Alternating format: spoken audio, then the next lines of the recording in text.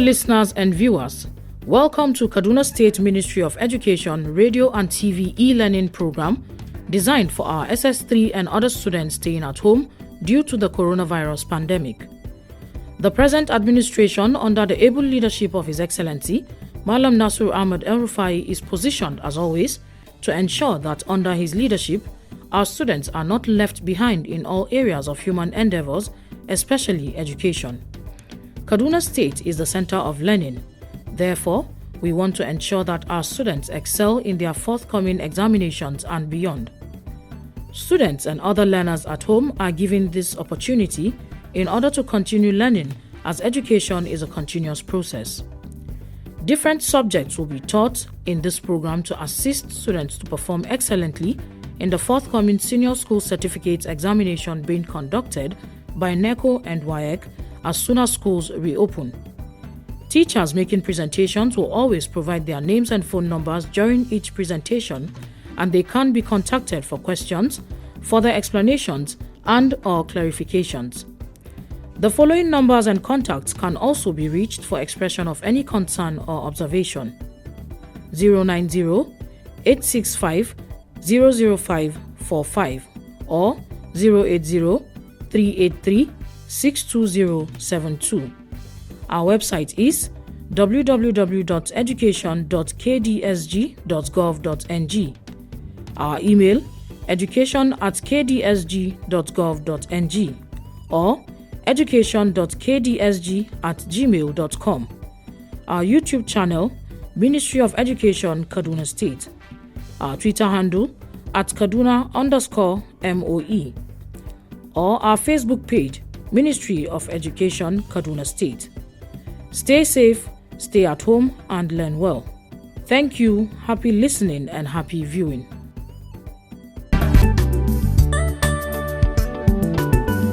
Hello viewers, you're welcome to this segment of Kaduna State sponsored e-learning program for students who are about to write their final exams in and around Kaduna State. This program is sponsored by Kaduna State government. Today I'm going to teach you English. Now, if you recall, we have taken some time dealing with complex sentences. And here we said that we have three forms of dependent clauses. And among the three, we have discussed adverbial clause. Now we're discussing nominal or noun clause, as you can see on the board. We want to begin by defining the noun clause as an independent clause made up of a group of words performing the same function as a noun in a sentence. Now, what this simply means is that the clause does the same work, the same kind of work as the noun performs. That is to say that the noun clause can function as the subject of a sentence, the direct or indirect object of a verb, the object of a preposition, the complement of subject or object, and it can also function in a position. The noun clause as subject. Now, if you can recall, some 2 or more weeks ago, my friend and colleague, Mercy Kude, taught you about nouns and reeled out their functions as stated above. Now, here are some examples of nouns used as subject to remind you of what was done. Number 1, Esther slapped Daniel. Esther slapped Daniel. Esther, you can see it there darkened, slapped Daniel. So Esther there is functioning as the subject of the sentence. The verb there is slapped. What she did was slapped Daniel. Now, the reason why the verb is italicized is because you should know the position of the subject in relation to the verb. The subject will always precede the verb, but not in all cases. Number 2, Abdul and I are friends. Abdul and I are friends. The subject there is Abdul and I. Number 3, the woman with the red dress carrying a baby on her back crossed the road. The woman with the red dress carrying a baby on her back crossed the road. Now the whole of that structure, the woman with the red dress carrying a baby on her back, is the subject of the sentence. Our verb there is crossed. Now the expressions Esther, Abdul and I, the woman with the red dress carrying a baby on her back, are standing in the position of the subject. They show who the sentence is about. Now take a look at the following. That she did not pass the exam is obvious now. That she did not pass the exam is obvious now. You can see the darkened part of the sentence is our noun clause functioning as the subject of the sentence. We can equally remove that part and say it is obvious Esther didn't pass the exam. Number 5, what you have said cannot be done at the moment. What you have said cannot be done at the moment. What you have said is our noun clause, which is functioning as the subject of the sentence. Our verb is cannot be done. Cannot be done. Number 6, whichever model you choose has a 1-year warranty. Whichever model you choose has a 1-year warranty. Our nominal clause there is whichever model you choose, which is standing as the subject of the sentence, and the verb is has. Number 7, whoever made this sculpture is an experienced sculptor. Whoever made this sculpture is an experienced sculptor. Our noun clause there is whoever made this sculpture, and our verb is. Number 8, whether we leave or stay will have no impact on the outcome. Whether we leave or stay will have no impact on the outcome. Our noun clause is whether we leave or stay. Again, our noun clause is whether we leave or stay, and our verb will have no impact. Will have no impact. Number 9, when you want him is entirely another matter. When you want him is entirely another matter. Our noun clause there is functioning as subject is when you want him, and our verb is, as you can see there. Now, the boldly typed characters above represent our noun clause and precede the verbs in italics. They each function as the subject of their respective sentences. You will also observe that each of the clause begins with the words what, whichever, whoever, whether, and when. Sometimes the adjectival clause begins like that. As such, we must be observant to note their difference. Noun clause as the direct object of a verb. The noun also functions as the direct object of a verb. When this happens, nothing stands between the verb and the noun it acts upon. The verb transfers its action to the object. Here are a few examples of what I'm trying to say. Look at number 10. Esther slapped Amos. Esther slapped Amos. Amos there is the object. The verb is slapped. The verb transfers its action direct to Amos. Number 11. Abdul washed his clothes. Abdul washed his clothes.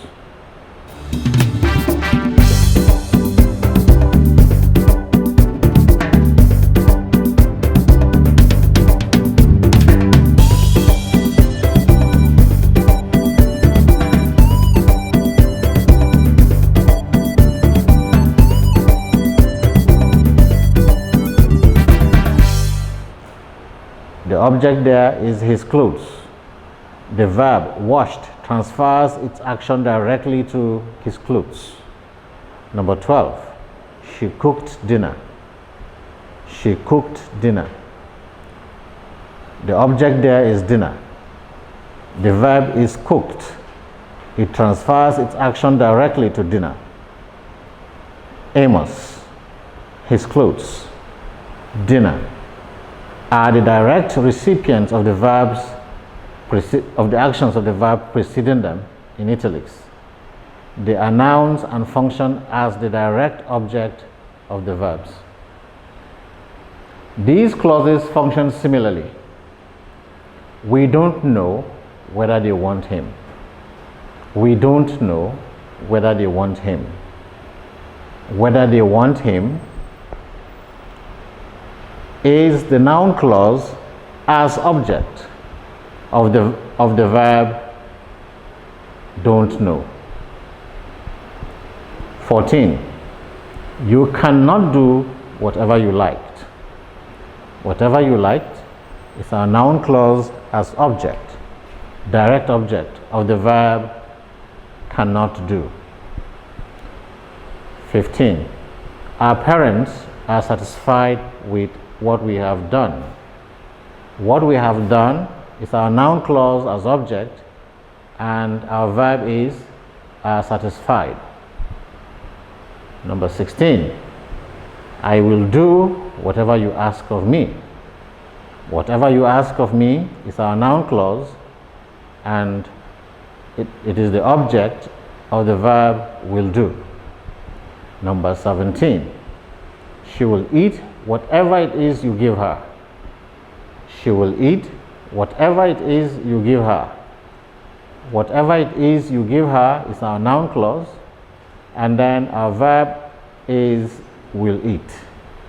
Now, as you can see,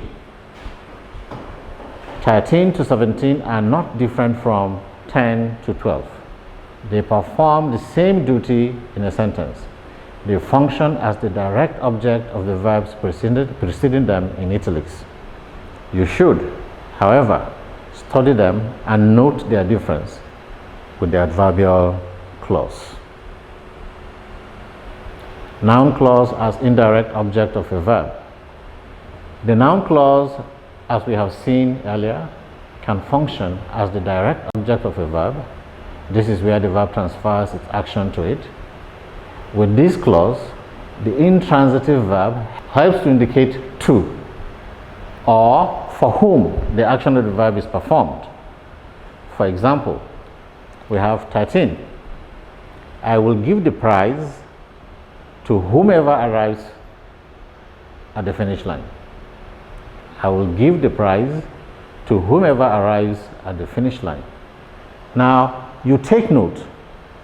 Here, there are two objects. The prize, which is the direct object, and that is not what we're dealing with. But the indirect object, the recipient of the prize, is the indirect object. The prize itself is the direct object. The recipient of the prize is the indirect object. So, whomever arrives first at the finish line is our indirect object. And the verb is will give. She bought the amiable, wise old man a brand new car. She bought the amiable, wise old man a brand new car. The recipient of the car is the amiable, wise old man. That is our indirect object. That is our noun clause as indirect object. The brand new car that is given him is not what we are dealing with. Number 15. Abdul built his 100-year-old mother a beautiful house, a beautiful new house. Abdul built his 100-year-old mother a beautiful new house. His 100-year-old mother is our noun clause functioning as an indirect object. The recipient of the house is the indirect object, but the house that is gotten for the person in question is the direct object, and that is the difference between the two. Noun clause as object of a preposition. As the object of a preposition, the preposition comes between the verb and the object. First, look at these examples. The book is for Ladi. The book is for Ladi. Now, the verb is there. But between the verb and Ladi, there is something in italics. You can see it, for. Now, that is the preposition. So, Ladi is the object of the preposition for. The shirt belongs to him. The shirt belongs to him. Him is our object. But this object is not the object of the verb, it is the object of the preposition to. So, both Ladi and him are objects, but they are the object of the preposition for and to. Here are examples of the noun clause as object of a preposition. 16. Some people believe in whatever they are told by the media. Whatever they are told by the media is our noun clause as the object of the preposition. 17. The book is for whoever wants to pass his or her exams. Whoever wants to pass his or her exam is the object of the preposition for. 18. The investigation will focus on whomever you identify as the suspect. Whomever you identify as the suspect is our noun clause functioning as the object of the preposition on. The professor listened to what the students said happened. What the students said happened is our noun clause as object of the preposition to. My dogs are always begging for me to give them treats. Me to give them treats is the object of the preposition for. My neighbors often ask me to babysit their children. Babysit their children is the object of the preposition. Noun clause as complement of subject or object. Now there are two ways this can happen. The noun can either function as the complement of the subject, or it can function as the complement of the object. That is where you have a ditransitive verb. Take a careful look at the following. Helen is a doctor. Helen is a doctor. Our complement for Helen there is a doctor. We can equally say Helen equal doctor. They made the doctor chairman. Chairman is the doctor. So you see, in the first one, a doctor refers back to Helen. In the second, chairman refers back to doctor. Now, in spite of the fact that both a doctor and chairman are complements, they are, however, different forms of complements. In 22, a doctor functions as the complement of the subject Helen, while in 23, chairman functions as the complement of the object doctor. However, note the following. 24. They made the doctor the chairman of the committee. The chairman of the committee is a complement of the word doctor. It is the complement of the word doctor, and that word there, the doctor, is an object. In 25, The Oba of Benin is the executive chairman of the company.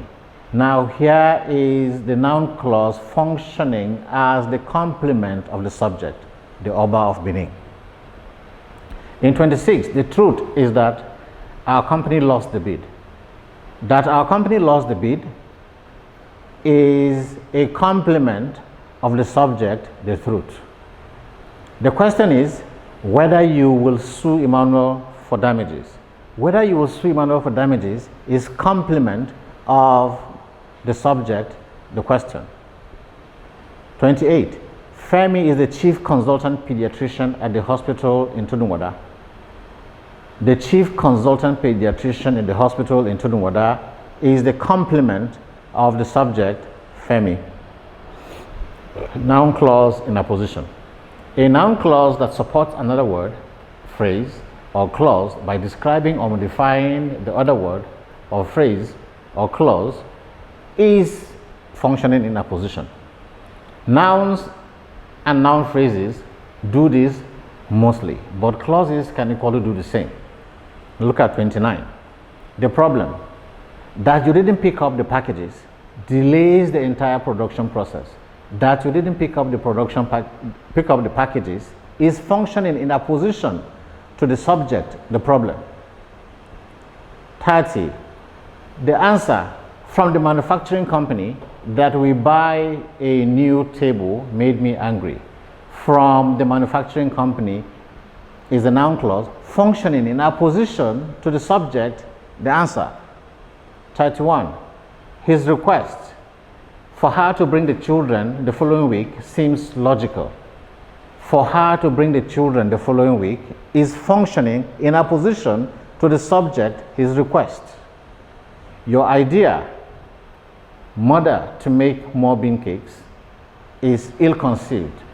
For mother to make more bean cakes is functioning in opposition to the subject, your idea. The living room, the biggest room in the house.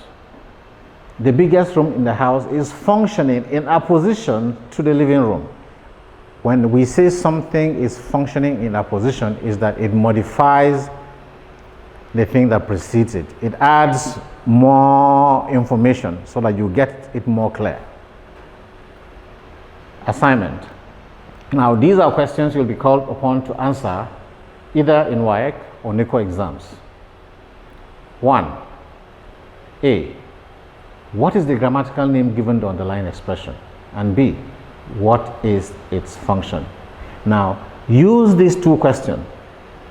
Go back to all the things I have discussed, and then each of the type of the noun clause, either as subject, as object, as complement of subject, or as complement of object, or in apposition, or as direct and indirect, take them one by one and attempt answering them using these two questions.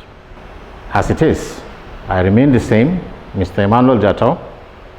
Now you go, let me take the questions again. Now these are questions that are used in NECO OI. Number 1, what is the grammatical name given to underlined expression? And B, what is its function? Now use these two questions to attempt all the things we have discussed so far today, and you will find that you understand them better. I remain Mr. Emmanuel Jato. My number is 08057313044. Mr. Emmanuel Jato, 08057313044. Thank you very much. Now remember, stay at home, do your studies. COVID-19 is real. Thank you very much.